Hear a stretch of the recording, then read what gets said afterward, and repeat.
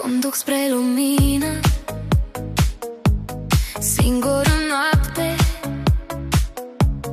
faruri pe asfalt ud, gânduri pe spate, semne albastre trec pe lângă mine.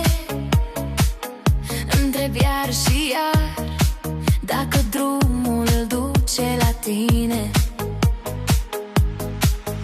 Știu, am greșit de atâtea ori, ți-am lăsat vocea închisă în nori, dar azi îmi tremură mâna pe volan și-ți spun de șoaptă: nu mai fu, rămân.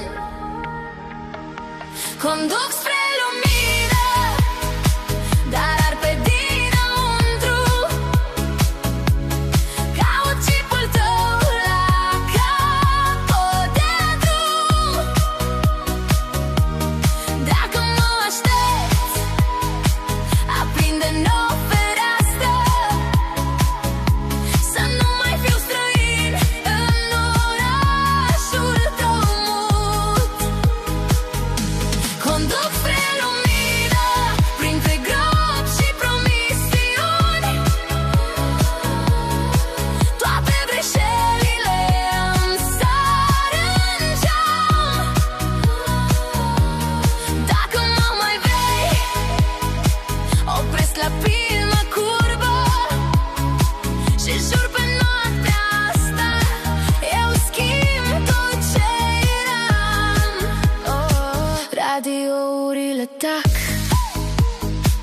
îmi vorbește doar motorul, îmi văd reflecția în geam. Nu mai recunosc omul,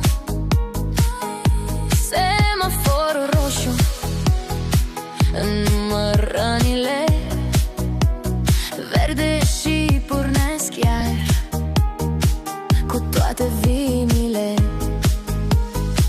Dacă nu ești acolo, o iau de la capăt, dau jos numărul vechi, schimb totul în aparat. Dar dacă ești în prag, în tricoul tău larg, o să închid contactul și mă las să cad.